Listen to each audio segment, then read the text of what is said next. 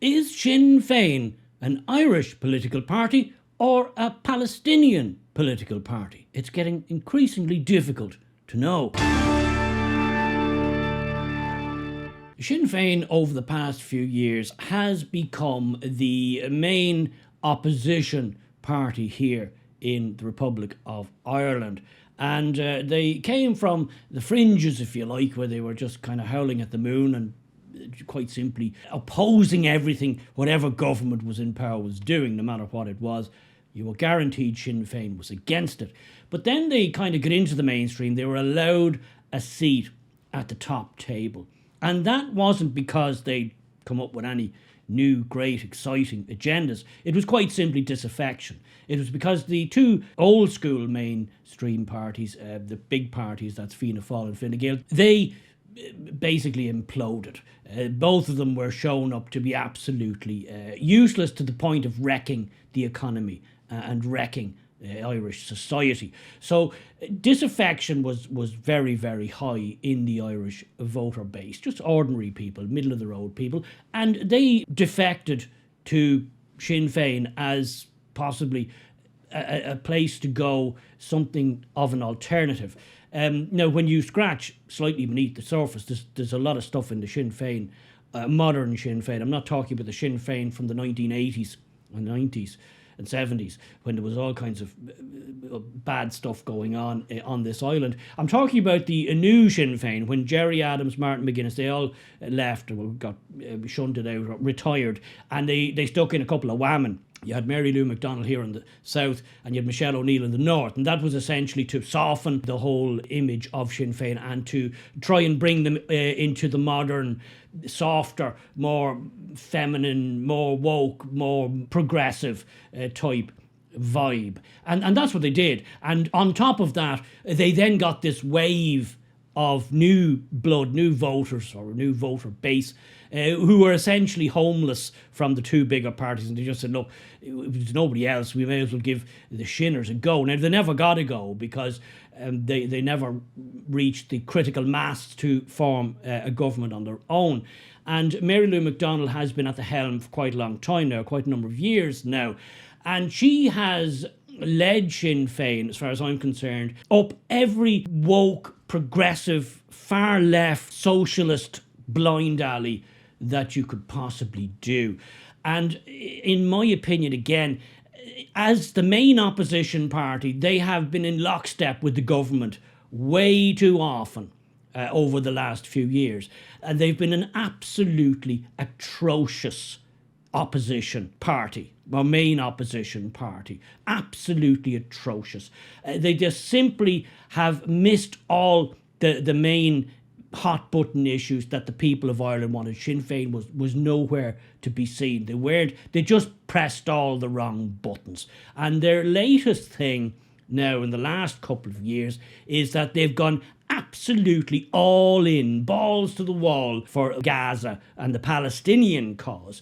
And whilst I have said before on this channel, I've got no dog in that fight as far as the Middle East goes. Really, as far as the Middle East and oil goes, there's no link there that I'm aware of. Never was. It's just another one of many trouble spots in the world. And I am sympathetic and empathetic to all people who find themselves in distress because of conflict, because of civil war, or some kind of civil strife. I'm perfectly empathetic and sympathetic, but that doesn't mean we here in Ireland can solve their problems, or we here in Ireland have sway or have any influence. In fact, we have none, essentially. We're a tiny island, tiny population, a tiny country. But Sinn Fein, as far as I'm concerned, under the stewardship of Mary Lou McDonald, the abysmal stewardship. I mean, I know she's a good talker. She can certainly waffle and bluff along.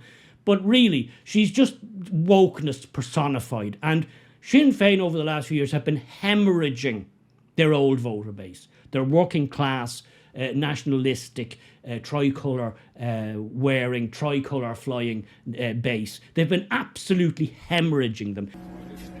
Mary Lou, no, Mary Lou, can I ask you a few questions?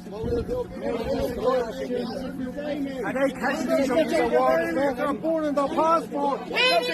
Really, why have you not condemned? Why have you not condemned? Why have you not condemned the terrorists? Why have you not condemned the terrorists? Mary Lou!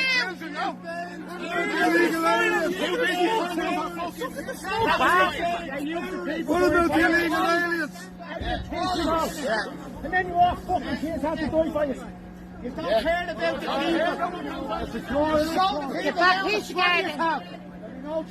Is that traitors, you say? Traitors! Sellouts! They've been trying to build this grand coalition of all these spurious groups in Irish society. I'm talking about the whole LGBT thing, the trans issues. They're big on the trans issues. The whole Muslim vote, they've been desperately trying to corner that one. And a lot of these groups, various other groups as well, but the irony is a lot of these groups couldn't even be in the same room as each other without a fight breaking out. You're building foundations on sand there. That's a very, very shaky coalition of disparate parties. But in order to try and do this, they essentially left behind their traditional people. And more you see it, you've seen it in the last election, their canvases were just getting run out of various estates and flats around Dublin and around the country. Hello, how are you? Sinn Fein. You must be joking. Get away out of that. Fucking traitors. I haven't got my burqa on and my prayer mat. No. Okay, I don't think we're going to agree on this. No, we're not. And listen, I always voted for Sinn Fein all my life, but after I seen that with her burqa and her prayer mats in Crow Park, should be fucking ashamed themselves.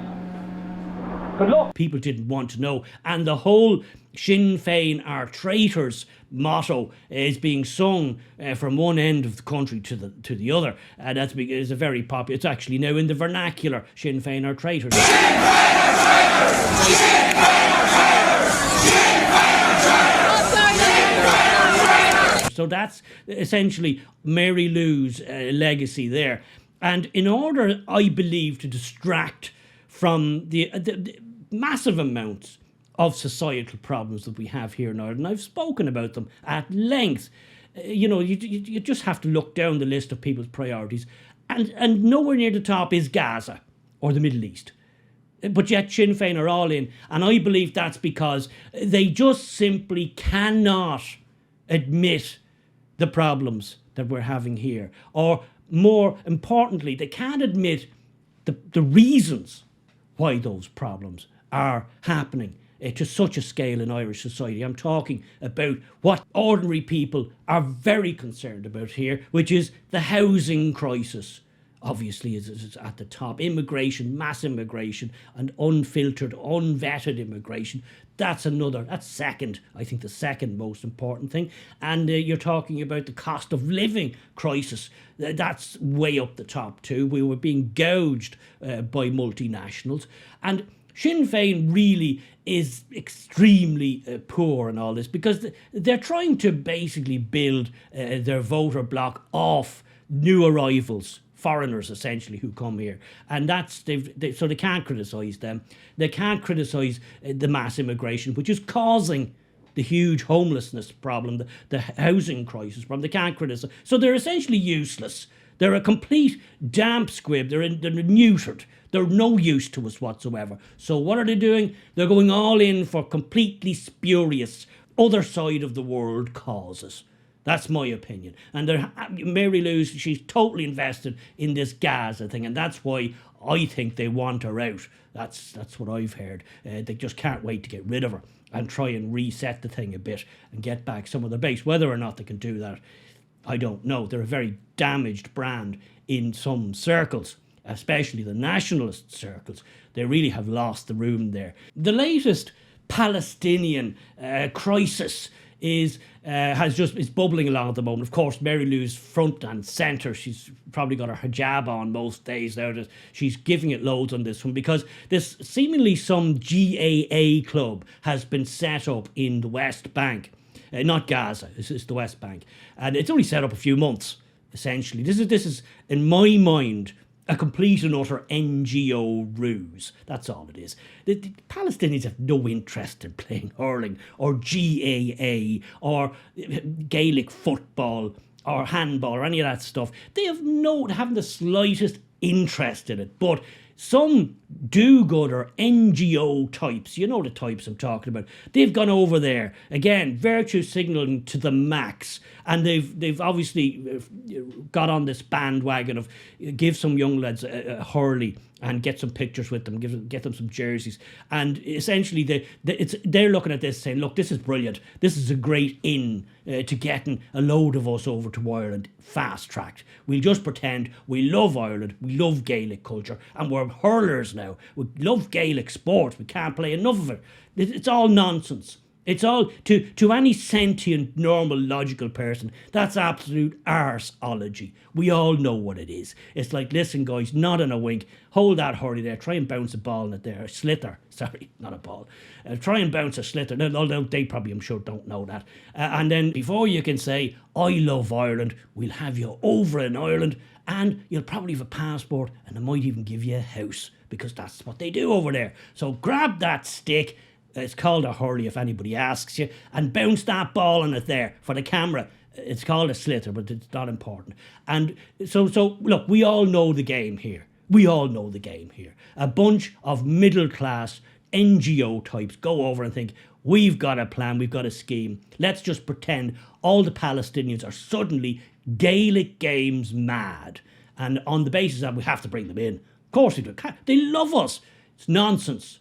Nonsense, nonsense, nonsense. And Sinn Fein are at the very front pushing all of this.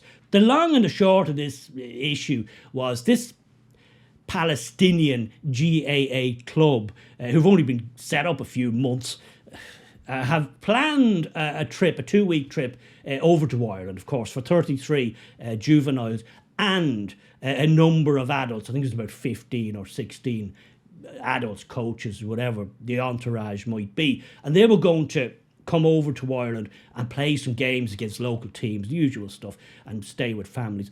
And their visas have been refused, have not been granted. Now, that's just the system. I'm very surprised at that myself because, you know, with the whole way virtue signalling goes in Ireland, I'm surprised at that. But I would also say, I would imagine that there's very good reasons for the visas not being approved. I'm not saying it's with the juveniles. It probably is something to do with the adults. Who are these adults? Have they been vetted, Garda vetted? Have they been run through the system? Is there any criminality in their past? Is there any terrorism in their past? I mean, these are all some of a myriad of reasons why a visa might not be granted. And very good reasons, obviously. Now, Sinn Féin, of course, aren't interested in any of that. They just want to get the virtue signal out because, as I said, are they the party of Palestine or are they the party of Ireland? Do they give a shit about the 4,000 kids that are homeless in Ireland at the moment? Do they? Really? I would imagine, too, you would be probably erring on the side of suspicion, as I would myself, that maybe when this entourage or this GAA club arrive, maybe they won't go home. Maybe they'll just claim asylum. Well, why would they not? Why not? Again, they're not from Gaza, so they're not going back to rubble. They're from the West Bank. It's a different place. And there's no strife going on there like there is in Gaza, as you know. So on many levels, this is bullshit. It's absolute bullshit. Because this club, as I've said, that's just, that's just ask me bollocks. That's just a makey up thing to try and fast track Palestinians into Ireland under a guise of something, which it isn't. I think we all know that.